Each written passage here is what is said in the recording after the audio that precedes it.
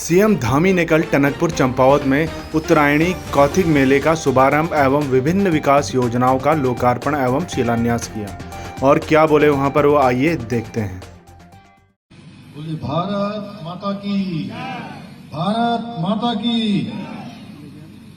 Harela club द्वारा आयोजित इस उत्तरायणी कौथिग के अवसर पर अभी आपने जिनको यहाँ पर सुना, इस क्षेत्र से आप लोगों ने जिनको लगातार अपना आशीर्वाद देकर, अपना समर्थन देकर यहाँ की सेवा का अवसर प्रदान किया, इस उत्तरायणी के अवसर पर, भगुतिया त्योहार के अवसर पर मैं आप सभी को शुभकामनाएं देता हूं, आप सबको बधाई देता हूं और भगवान से प्रार्थना करता हूं कि आप सबके जीवन में मंगल हो, भगवान सूर्य नारायण की कृपा आप सब पर हो। भाइयों बहनों, आज का दिन हमारे लिए विशेष महत्व का दिन है और आज के दिन से भगवान सूर्य के उत्तरायण में आने से हमारे सब काम शुरू हो जाते हैं। अच्छे दिनों की आज से शुरुआत हो जाती है। अच्छे दिन, देवताओं के दिन और धीरे धीरे जो सूर्य का प्रकाश है वो हमको सीधे सीधे प्राप्त होना प्रारंभ हो जाता है। उसकी ऊष्मा हमको प्राप्त होनी प्रारंभ हो जाती है। उस ऊष्मा से हम सभी को ऊर्जा प्राप्त हो, हम सभी के जीवन में उत्साह आए, हम सभी के जीवन में स्फूर्ति आए, हम सबको आगे बढ़ने की शक्ति प्रदान हो। मैं भगवान सूर्यदेव से प्रार्थना करूं और हरेला क्लब को विशेष रूप से मैं बहुत बधाई देना चाहता हूं कि पिछले कई वर्षों से हरेला क्लब के द्वारा लगातार ये कौथिग आयोजित किया जाता रहा है। निश्चित रूप से जैसा मैं यहां से सुन रहा था, हमारे चंद जी जो बोल रहे थे तो उन्होंने बहुत सारी बातें यहां पर रखी है। ये हमारी सांस्कृतिक पहचान है, हमारी संस्कृति है। उस संस्कृति को लगातार आगे बढ़ाने का काम, उसके विकास का काम, उसके संवर्धन का काम हरेला क्लब के माध्यम से हो रहा है। भाइयों बहनों, जिस प्रकार से आज पूरे उत्तराखंड के अंदर ही नहीं बल्कि पूरे संपूर्ण भारतवर्ष के अंदर हरेला का पर्व मनाया जा रहा है। हरेला पर्व मनाया जाता है क्योंकि हरेला जहां हमारे पर्यावरण के संरक्षण का प्रतीक है, पर्यावरण का प्रतीक है, हमारी हरियाली का प्रतीक है, उस दिन हम वृक्षारोपण करते हैं, पौधारोपण करते हैं। अनेकों स्थानों पर ये हरेला पर्व हमारा मनाया जाता है और हरेला पर्व एक समय में हमारे पूर्वजों ने मनाना प्रारंभ किया और उसको हरेला नाम दिया। धीरे धीरे धीरे धीरे प्रदेश के अंदर गया, प्रदेश के अंदर से आज देश के अंदर गया और आज जितने भी जो पर्यावरण के संरक्षण के लिए काम करने वाले पर्यावरणविद हो, चाहे आज जल संचय के क्षेत्र में काम करने वाले हमारे वैज्ञानिक हो, हमारे भूगर्भ शास्त्री हो, सारे के सारे उन लोगों ने इसकी महत्ता को समझा और हरेला पर्व आज पूरे देश का एक पर्व बन गया है। कोई क्षेत्र ऐसा नहीं है जहां हरेला नहीं मनाया जाता है। सरकार ने भी इसको अडॉप्ट किया है। भाइयों बहनों, मेरा ऐसा मानना है कि आज हमारे देश के यशस्वी प्रधानमंत्री मोदी जी के नेतृत्व में जो हमारा सांस्कृतिक राष्ट्रवाद है, हमारी जो संस्कृति है, उसके प्रचार के लिए, उसके प्रसार के लिए, उसके उत्थान का अगर पर्व, हमारी सांस्कृतिक धरोहर, हमारी संस्कृति, हमारे धर्म, उसके उत्थान का अगर पर्व पूरे देश के अंदर आजादी के कालखंड के बाद कहीं किसी कालखंड में आया है तो वो यही कालखंड है जो माननीय प्रधानमंत्री मोदी जी के नेतृत्व में चल रहा है। आप देखिए कि हमारे जितने भी लोक पर्व है, लोक संस्कृति है, उसको राष्ट्रीय पहचान मिल रही है, उसको अंतर्राष्ट्रीय पहचान मिल रही है। 21 जून को मनाया जाने वाला हमारा योग दिवस आज केवल भारत के अंदर ही नहीं बल्कि पूरी दुनिया के अंदर मनाया जा रहा है। आज आप अगर हम देवी स्थानों की बात करेंगे तो ऐसे अनेकों देव स्थान हैं। अगर हम अयोध्या की बात करें, आप अयोध्या लंबे समय से हम सब लोग सोचते थे, हम कहते थे कि हम हर क्षण हर पल अगर किसी का नाम लेते हैं, अगर हमारे मन में हमको थोड़ी सी भी परेशानी होती है तो थोड़ी सी परेशानी में भी हमारे मुंह से निकलता है हे राम राम राम। और जहां राम पैदा हुए वहां लंबा कालखंड बीत गया कि वहां पर एक मंदिर बनना चाहिए था, एक भव्य परिसर बनना चाहिए था। और हम सब लोगों ने भी कहा, उत्तराखंड के लोगों ने भी कहा, टनकपुर के लोगों ने भी कहा कि राम लला हम आएंगे, मंदिर वहीं बनाएंगे। लेकिन एक लंबा कालखंड बीत गया, मंदिर वहां बन नहीं पाया। भाइयों बहनों, अगर आज अयोध्या के अंदर जहां भगवान राम पैदा हुए वहां पर अगर भव्य दिव्य मंदिर का निर्माण हो रहा है तो किसी और के कालखंड में नहीं हो रहा है, बल्कि भारत हमारे देश के यशस्वी प्रधानमंत्री मोदी जी के कालखंड में हो रहा है। भाइयों बहनों, हमारा यहीं पर केदारनाथ, आज वहां केदारनाथ जाने के लिए वहां रोपवे का शिलान्यास हो गया। आने वाले समय में गौरीकुंड से केदारनाथ रोपवे से जाएंगे। हेमकुंड साहब वहां जाने के लिए भी जो 12 घंटे 12 किलोमीटर 13 किलोमीटर की लंबी पैदल यात्रा करनी पड़ती थी, वह पैदल यात्रा भी अब नहीं करनी पड़ेगी। आने वाले समय में सारे श्रद्धालु वहां भी रोपवे के माध्यम से जा पाएंगे। वहां पर भी रोपवे का शिलान्यास हो गया है। बद्रीनाथ का मास्टर प्लान हो, केदारनाथ का मास्टर प्लान हो, पुनर्निर्माण का कार्य हो, तेजी से काम हो रहा है। इतना ही नहीं, अभी अभी आप लोगों ने देखा होगा बाबा विश्वनाथ की धरती, महादेव की धरती काशी विश्वनाथ में, वहां काशी कॉरिडोर बन गया है, जिसके बारे में कोई सोचता भी नहीं था। दिव्य काशी और भव्य काशी बन गया है बनारस के अंदर। उज्जैन में महाकाल की नगरी में महाकाल लोक देश की जनता को समर्पित किया जा चुका है। ऐसे जितने स्थान हैं उन स्थानों का भव्य दिव्य निर्माण का कार्य तेजी से चल रहा है।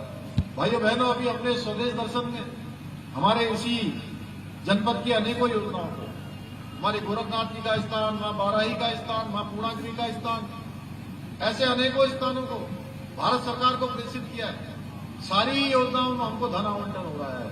जल्दी ही सारी योजनाएं हमारी एक के बाद एक बनने जा रही हैं। इसी कड़ी में आज जो देश के अंदर निर्मल गंगा, स्पर्श गंगा, निर्मल गंगा, अर्थ गंगा, नमामि गंगे, ये सारे अभियान माननीय प्रधानमंत्री मोदी जी के नेतृत्व में प्रारंभ हुए हैं। और हमारे यहां से भी गंगा, निर्मल गंगा और नमामि गंगे जो प्रोजेक्ट चल रहे हैं, वो प्रोजेक्ट केवल गंगा जी का नाम है, गंगा जी मुख्य उसमें है, लेकिन गंगा जी के साथ साथ जितनी भी गंगा जी के सहायक चलने वाली नदियां हैं, वो सारी नदियां, सारी नहरें उसके अंतर्गत आती हैं। भाइयों बहनों, इसलिए हमने तय किया कि हमारे यहां से भी शारदा मैया गुजरती, शारदा मैया जाती है, शारदा मैया इसी आंगन से होकर निकलती है। मां पूर्णागिरी के इस मैं कहूं कि एक पूज्य स्थान से होकर आगे बढ़ती है, तो मां शारदा इस क्षेत्र से आगे निकले तो पूरी तरह से शुद्ध होकर निकले। यानी कि एक गिलास का पानी, एक गिलास का जल मां शारदा का रहे। इसके लिए हमने तय किया है कि आगे निकट भविष्य में जितनी भी हमारी नमामि गंगे की परियोजनाएं चल रही है, उसमें मां शारदा को भी सम्मिलित किया जाएगा और मां शारदा के अंदर जाने वाला जितना सीवर है, दूषित मल है, दूषित पानी है, उस पानी को एसटीपी प्लांटों से संबद्ध किया जाएगा, जिससे कि एक गिलास का पानी कोई मां शारदा का आचमन करे तो उसको लगना चाहिए कि ये मां शारदा भी मोक्षदायिनी है, मां शारदा भी जीवनदायिनी है, मां शारदा भी प्राणदायिनी है, और मां शारदा भी सबके काम के लिए आने वाली मां शारदा है। कहीं सींचने के काम, कहीं पीने के काम, कहीं जो है कृषि के काम, हर काम में आने वाली मां शारदा हमारी करेगी। उसके लिए भी हम सबको संकल्प लेना होगा। ऐसे अनेकों कार्यों को हम लोग आगे बढ़ा रहे हैं। जो आज ये हमारा कैलाशदा बता रहे थे, मैं धन्यवाद करना चाहता हूं आप सब लोगों का, हमारे टनकपुर के लोगों का, बनबसा के लोगों का, चंपावत के लोगों का, अमोड़ी वालों का, सुकीधाम वालों का, उचोली कोट वालों का, गैंडी खाली वालों का,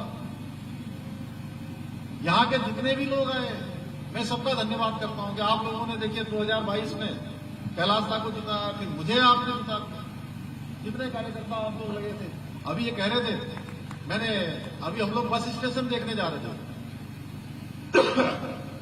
बस स्टेशन देखने जा रहे थे, नया बस स्टेशन बन रहा है यहाँ पर।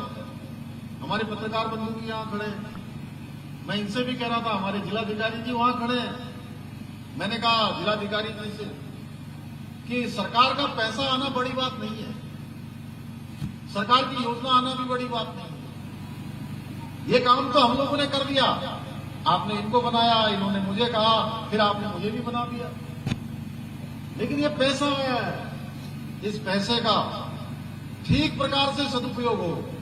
हम यहाँ का जो बस अड्डा है, इसको ISBT की तर्ज पर बनाना चाहते हैं, और ये बस अड्डा आने वाले समय में हमारे मां पूर्णागिरी में इतने करोड़ों करोड़ लाखों करोड़ों की संख्या में लोग आते हैं। अगर हम बसों का हिसाब जोड़ेंगे तो कई लाखों और करोड़ों में संख्या जाती है। ये मां पूर्णागिरी की ताकत है, मां पूर्णागिरी की शक्ति है, मां पूर्णागिरी पर लोगों की श्रद्धा है, आस्था है, विश्वास है। लोग आते हैं, पूरे देश भर के लोग आते हैं। वो आए और इतना ही नहीं, मां पूर्णागिरी को छूकर वापस चले जाते हैं, मां पूर्णागिरी पर दर्शन करके चले जाते हैं। हमारे पूज्य महाराज जी मुस्कुरा रहे हैं।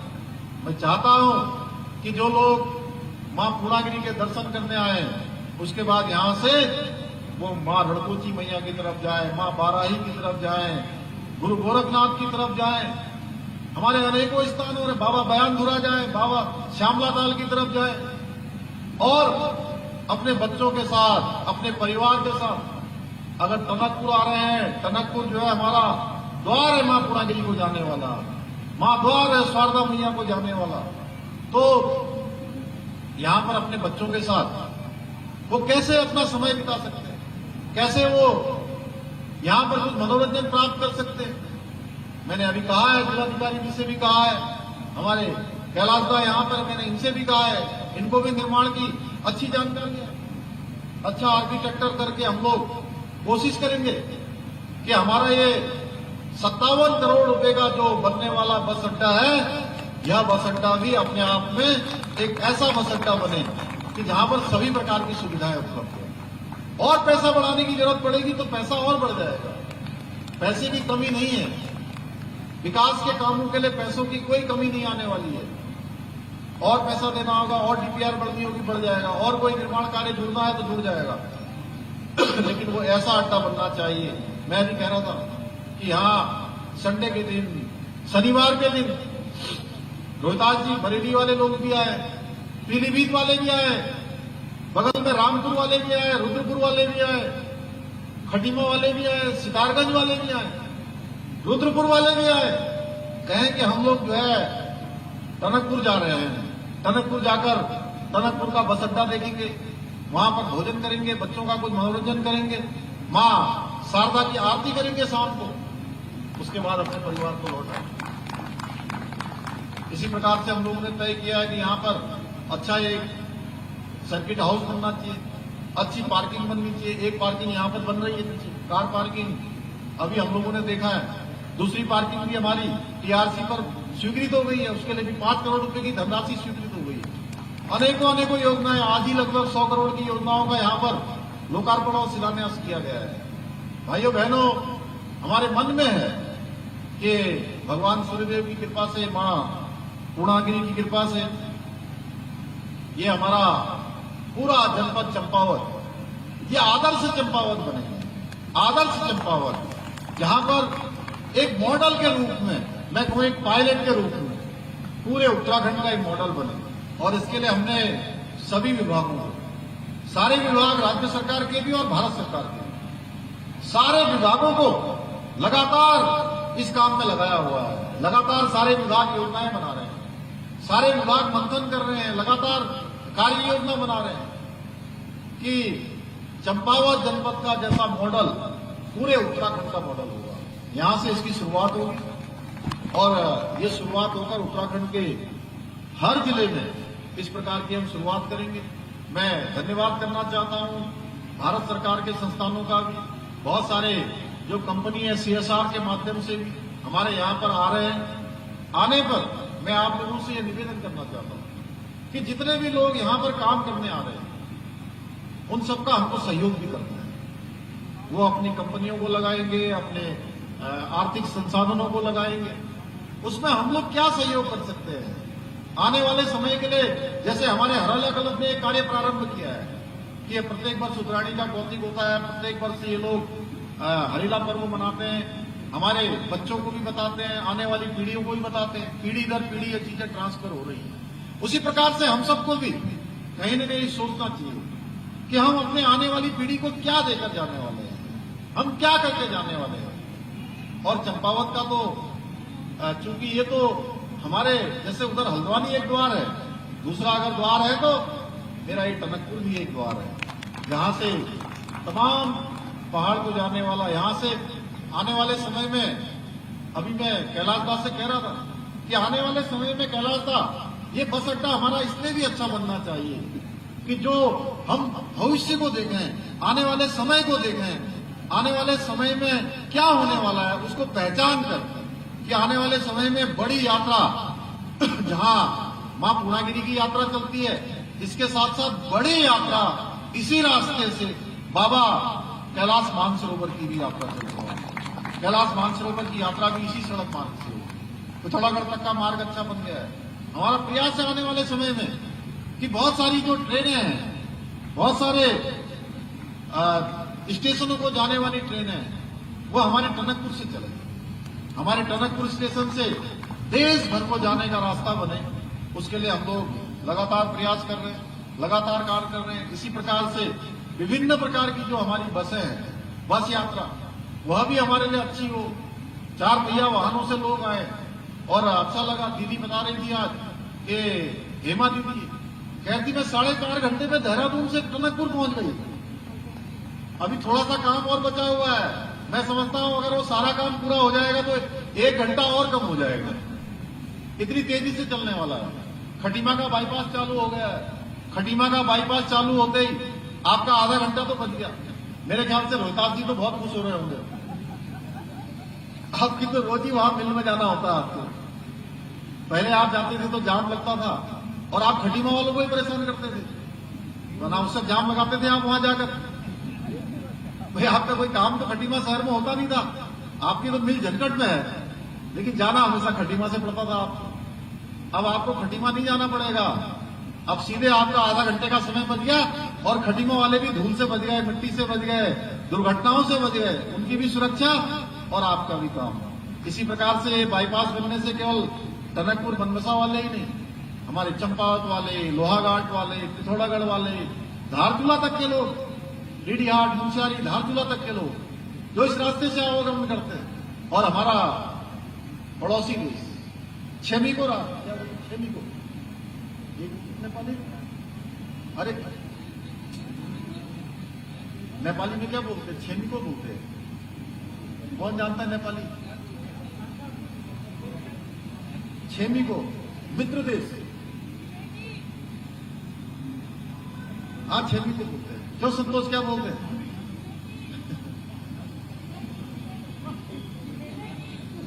जहां हमारा रोटी बेटी का रिश्ता है, जहां हमारा सांस्कृतिक रिश्ता है, संस्कृति का रिश्ता है, पूजा पद्धति का रिश्ता है, जीवन पद्धति का रिश्ता है, वहां के लोगों के लिए भी ये जो बाईपास बन रहा है, ये बाईपास उनके लिए भी एक मील का पत्थर साबित होने वाला है।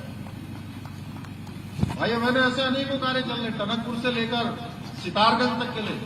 अभी मैं भारत सरकार के सड़क परिवहन मंत्री जी से भेंट करने गया था, तब मैंने उनसे अनुरोध किया है कि टनकपुर से लेकर सितारगंज तक का जो मार्ग है उसको अब 2 लेन की जगह 4 लेन का बनाया जाए। उनसे मैंने अनुरोध किया, उन्होंने मेरे अनुरोध को स्वीकार भी किया। उन्होंने कहा है कि इसको हम अपनी कार्य योजना में डाल दें। तो ऐसा कोई क्षेत्र नहीं है जिस क्षेत्र में आज प्रयास न हो रहा हो, काम न हो रहा हो।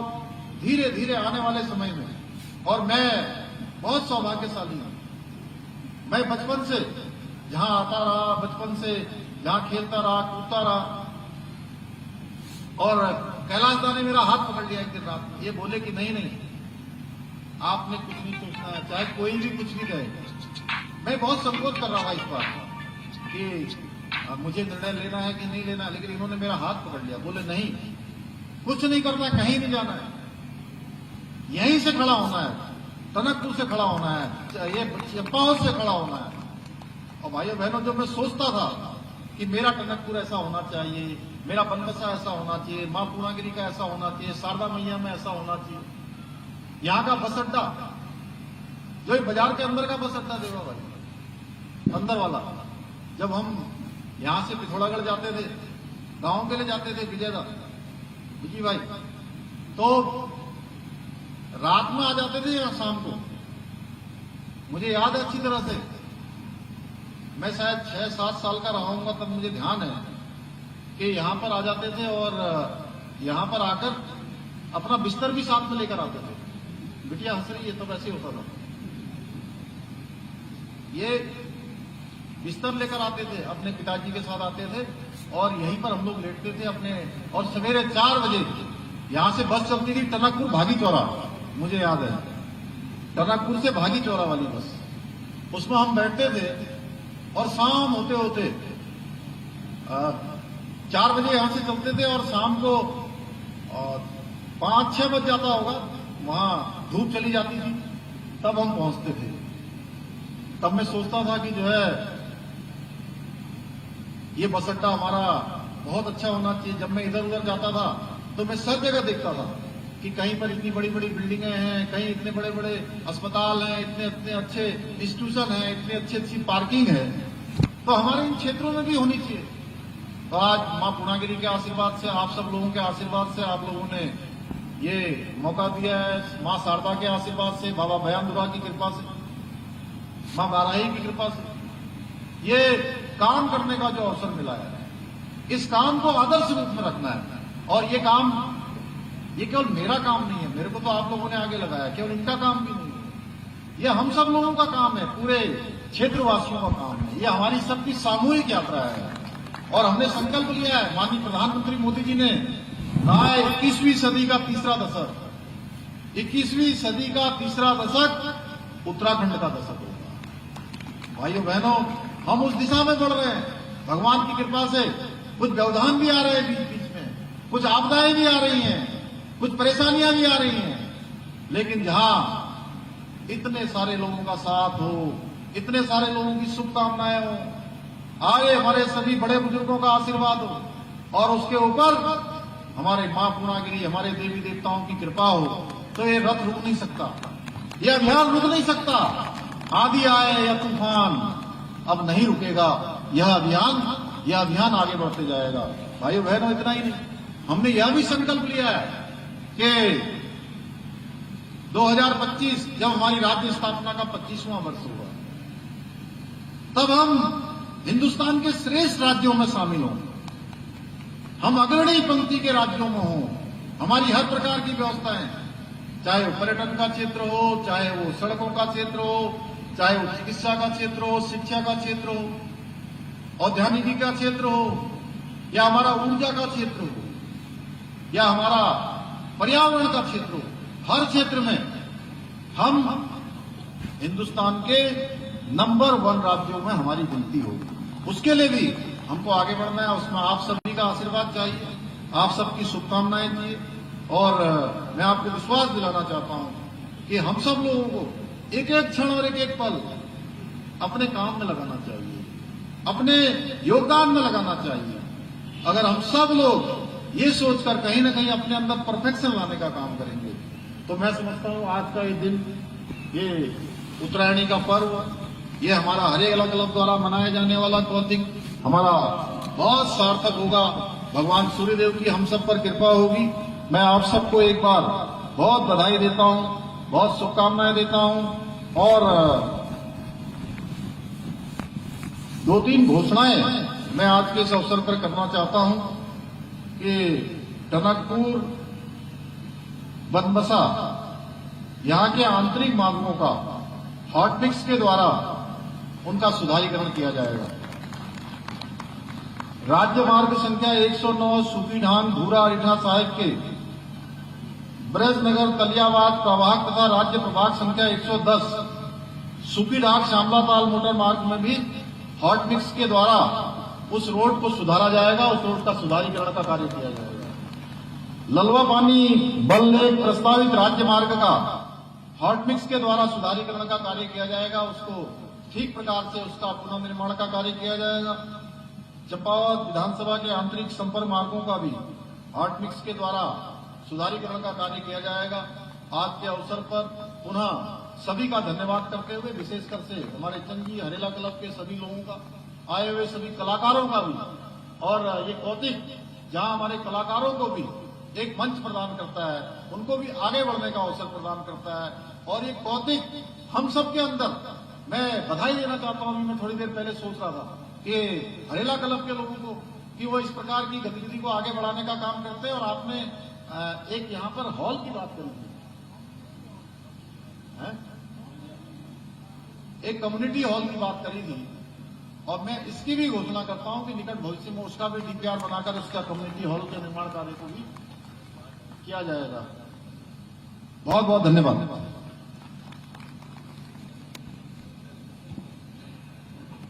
डॉक्टर रखोलिया, एलएम रखोलिया और डॉक्टर टीएस नेगी।